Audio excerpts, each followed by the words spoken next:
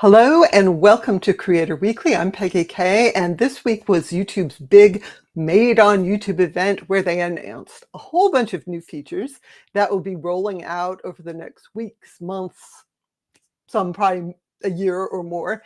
What I'm going to do today is I'm going to focus on those new features that are available now or coming soon. So first of all, I want to say thank you for joining me today. Today is the last day of summer. I hope it's a nice weekend for you. You can enjoy it before we finally get into real autumn. And as always, if you want all of this week's updates and tips and news, you should check out this week's newsletter. There's a link in the video description.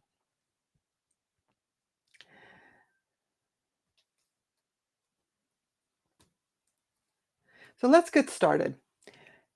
As I said, this week was YouTube's big Made on YouTube event. This is where they announce all the cool things that they are working on. Some of them are things that are already rolling out or about to roll out. Some of them are more just in the testing phase. This is a good way to see the focus of YouTube over the coming months. Now, this time there were, it seems like a record number of updates. They actually split the updates up into new features for creating shorts. Those are mostly AI powered. There were YouTube Studio updates. These are more behind the scenes kinds of updates. And there are updates for live streaming, for podcasters, for music artists, and for creators who are monetizing. Again, if I went through all of those, it would probably take me an hour easily. So I'm just going to focus on those features that are coming soon, the ones where YouTube said they will be available in the coming weeks. And as the other features start to roll out, then I'll talk about them more.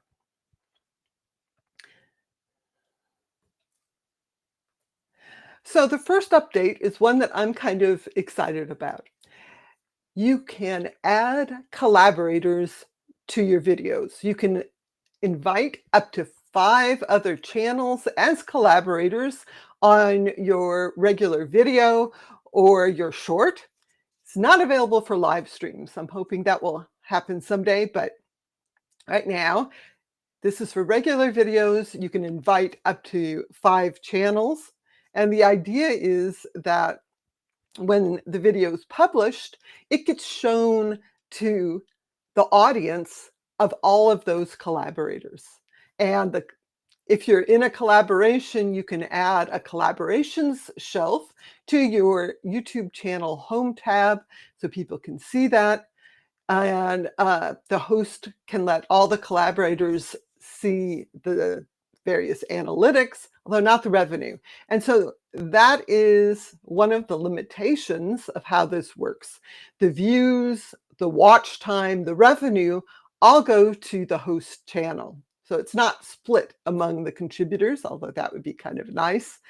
And the host is in total control. They can remove collaborators at any time. So expect to maybe see more of this as this rolls out over the coming weeks. I'm kind of excited to try this because I do work on another channel on eBoard. Some of you have watched that. And I feel like a lot of those are collaborations. So those videos could then link to my channel here as a collaborator, and maybe both can get more audiences. As you can see in the screenshot here, when it's a collaboration, the viewers can easily subscribe to all the collaborators. So that can get the collaborators more followers. And then the other sort of YouTube analytics behind the scenes update that I think is really cool is title testing. And starting like last year, you could do test and compare for thumbnails. You could run 3 thumbnails simultaneously. YouTube takes care of all the technical aspects, and then the thumbnail that generates the most watch time is the winner. But there was a limitation to that because a lot of times you don't just have a thumbnail, right? It's a thumbnail and a title combination. They kind of go together. So now you can test that. Again, this is rolling out over the coming weeks, but you can run 3 different combinations of a thumbnail and title. And the one that generates the most watch time, that's the winner, and that's the one that will show going forward. I think a big take-home message from this is that your title and thumbnail actually make a big difference how much your videos get watched. It's like a movie poster for your video. So keep an eye out for that. It will be available in YouTube Studio on desktop.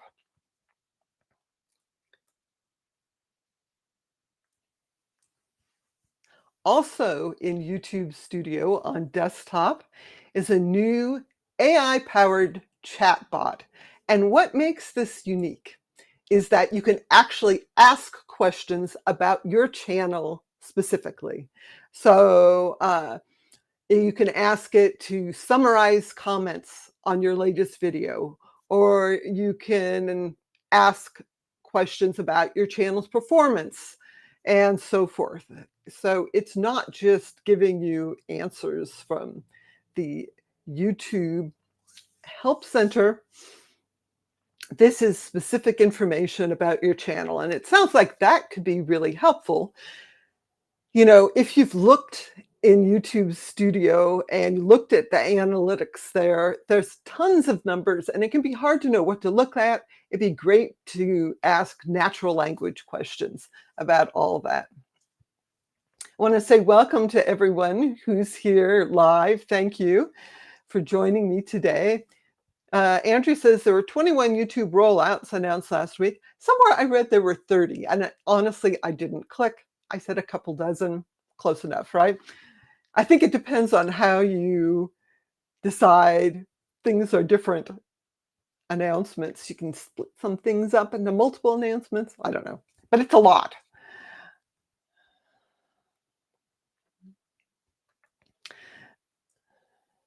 And Andrew also says, I wanted to mention this, the thumbnail title determine if someone clicks, and that counts, but it actually goes beyond that because it's measuring watch time, not just clicks. So yes, you have to have a good thumbnail title combination to get people to even start watching, but then the video has to carry the weight and it has to deliver on the promise of that thumbnail title combination for people to continue watching.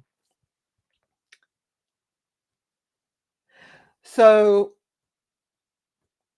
the other kind of cool thing, and this is for more for regular creators rather than like super professional ones, there is a new tool called Edit with AI. You know, just what it says on the box. But this is coming to the Shorts editor. That's in the YouTube mobile app. And the YouTube Create app, that is YouTube's dedicated video editing app. And this is coming to select countries. The idea is that you start the process, you go into the gallery on your phone, the videos there, you select the videos you want to be in the final video, you choose a style, and it generates a draft video for you from that. You can edit it. It's not the final version, but this is supposed to take away that kind of difficulty getting started. You know, it's easier to edit something than to create something from scratch. So this, I'm really curious how this is going to work. I probably would not use it for the kinds of videos that I usually make. On the other hand, I think this could be a lot of fun for personal videos, especially in the YouTube Create app. The YouTube Create app is not necessarily connected to your YouTube channel. You can use it to edit videos. There's no watermark. You can download them and then upload them wherever you want. You can upload them back to Google Photos if you want.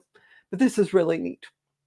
And I'm a little surprised that this isn't in Google Photos also, or maybe they're working on this, but it kind of just seems like the YouTube team who's doing these video creation tools isn't necessarily talking to that Google Photos team. Yeah, I don't know. Um,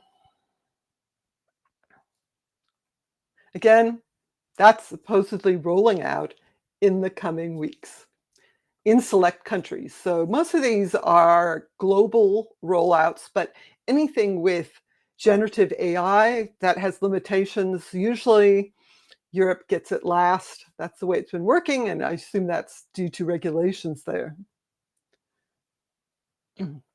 There are also a whole bunch of YouTube live updates. This is pretty neat. It's great to see YouTube kind of focusing on live streaming, but some of this is for vertical live streaming, which, that shows up in the shorts feed. People watch it on mobile mostly. So it's a little bit different than what I'm doing here, which probably most people watch on desktop. So the first thing I wanted to talk about is that there is going to be a new tool that automatically creates highlight clips from YouTube Live. Again, this is vertical video you can see in the screenshots here. And so the idea is you do your live stream, the automated system picks out clips, and then you can publish those as a short. Easy peasy, right? Also in the announcements, not coming right away, but coming later, they're talking about other AI tools to make clips from videos automatically. They focused on, for example, podcasters who have video podcasts. Uh, it can make automatic clips from that. That won't be available for months at least. So this is the first thing that's rolling out. And I'm always curious, how good are these? I've used some AI tools, tried them out to make clips from live streams. I've tried Opus Clip, and I'm using Restream right now, and it can make clips from uh, your live streams as well. Some of them are better than others. Probably because I'm not active enough. If I got up and danced, you could probably make a clip of that, and it would be something anyway, but no, not going to happen. All right. I also wanted to mention this was not an update at Made on YouTube, but this was an update this week. There are new poll stickers for vertical live streams. The idea is you're live streaming, you select the sticker option, and then you can create a poll with up to 4 options, and you can choose the color and where it's positioned on the screen. The poll stays open for 24 hours unless you shut it down sooner than that. And this is in addition to the Q&A sticker, which, you know, it requires a little more interaction. But both of these, the polls, Q&A, this is meant to make your live stream more interactive. And again, this is for vertical live streams when people are watching on mobile. I wonder if it'd even be possible to do that for, landscape live streams. I'm not sure. And then if you have a YouTube channel with memberships active, so that requires monetization to be active, there's a new option that lets you start with a public live stream and then flip to members only. So the idea is that this gives people who are not members a little taste of what the live stream is about. And then if they want to watch the rest of it, they have to pay for a membership for your channel. I like this idea. Give people a little teaser, a little taste, so that they get an idea of what they're paying for. And this will be on both desktop and mobile devices.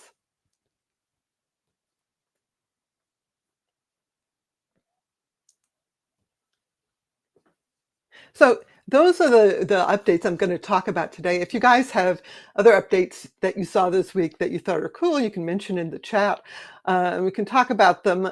But, you know, as I said, as these new things roll out, I'll talk about them here. more detail, because there aren't a lot of details yet for a lot of these. And I mentioned what Jim says, it's hard for me to keep up with YouTube changes. I just did an AI short and still figuring out. Yeah, there's tons of features, especially in the shorts editor. And, it's worth playing with it and clicking around. You can make videos that are private if you just want to play with it. But, there's really always going to be new features. They're really pushing this. And I love that they are giving new features to the YouTube Create app, because I actually use that app on my Android tablet and for video editing. And so it's nice to see that it's getting more features as well. And that just started rolling out to iOS devices as well. Cool stuff, right? So I'm going to mention now a quick update. There's a lot of text here. You don't have to read all this text. If you want the links, you should read this week's newsletter.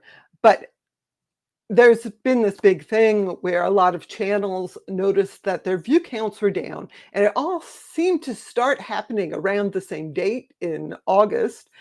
And there was a lot of buzz. They said, oh, it's because my videos aren't visible in restricted mode, this and that. And finally, YouTube had to respond. They said, no, this has nothing to do with restricted mode. Restricted mode is what libraries and schools mostly use to block certain content from appearing. Only a tiny fraction of people visiting YouTube, watching videos on YouTube, actually have restricted mode enabled on their device or in their browser, because this is a browser level setting, not an account level setting. It has nothing to do with age restrictions or made for kids. So they're very clear that the view count drops are not due to restricted mode. But what are they due to? So they mentioned the most common reasons, it's like, oh, well, you had a big spike in views and it's leveling off, seasonal changes, competition, people just aren't interested. And they said that ad blockers and content blocking tools can impact the accuracy of reporting. They didn't dwell on that, but actually it turns out that's probably what the cause was. And there were, I don't know the technical details of all this, but basically there was a change to a block list that added YouTube's view counting telemetry to the block list. Basically, this blocks YouTube from counting the view officially. And that's probably why this all started around the same date. It's when these changes rolled out. So this would affect some channels more than other channels, because different audiences, different usage of ad blockers. But a lot of channels reporting this, they are sort of tech channels. Not surprising that a lot of people use ad blockers on those. I think for like AdBlock Plus, maybe the list has been updated, so it doesn't include this anymore. I'm not sure how universal that is. If you're technical, you might want to check out the links. There's a link to GitHub, Reddit, where people are discussing this. So ad blockers can affect view counts depending on what's being blocked exactly. And does this affect creators? Maybe. In some cases, it's going to affect creators who are trying to get sponsorships, because sponsors often look at the total number of views. It could theoretically also affect YouTube Premium revenue, which is based on views from people with YouTube Premium. Although if you have YouTube Premium, maybe you're not blocking the ads because you shouldn't be seeing ads. Anyway, I thought this was interesting. And, there can be these effects not caused by YouTube, by third party, that are actually noticeable. So I want to make a quick update on TikTok. No surprise at all. The US TikTok ban enforcement has been postponed until December. Now it will be a full year postponed in January, but supposedly, there's a deal on the horizon for a US group to take ownership of TikTok. There's still negotiations. And interestingly, ByteDance, that's the parent company of TikTok, they basically just said, thanks everybody for negotiating. They're not saying that there is a done deal yet. And any deal has to be approved by the Chinese government because this is a Chinese company, which is why TikTok was going to be banned in the first place. We'll see what happens. Yeah. I wanted to mention a couple other smaller updates that I really like. As if you guys have been watching, watching regularly, this is all about the updates I'm interested in. I hope you're interested too.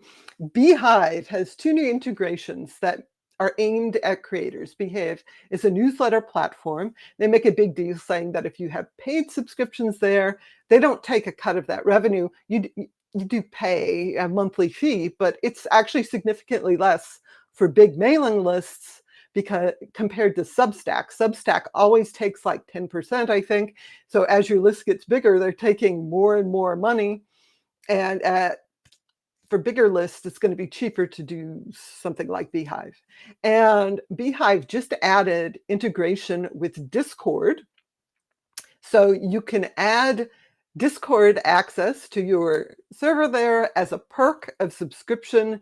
You can even set it so that there are different roles so that your free subscribers and paid subscribers have different access on your Discord server, which is pretty cool. So this is really in contrast to Substack, where they keep adding community features there and you're kind of locked into Substack. This lets you stay independent of Beehiiv beyond hosting your newsletter. You also get a landing page, web page with your newsletter. And you can see this is mine here. Click the QR code if you want the link.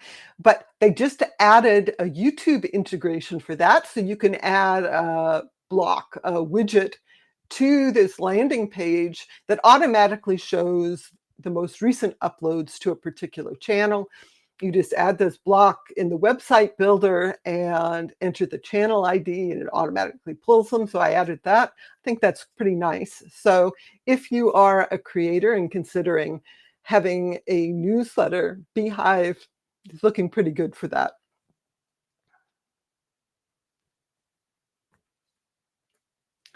And then I want to move over to Google Search.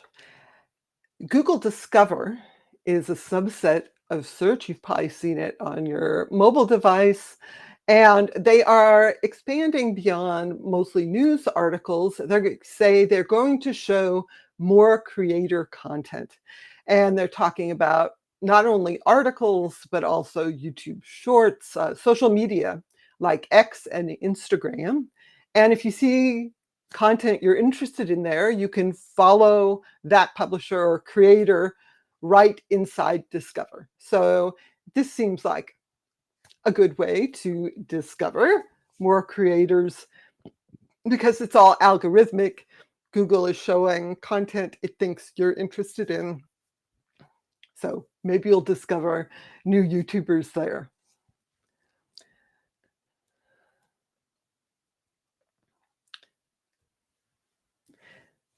And then just a note that there's been this big deal among search engine optimizers, SEOs this week.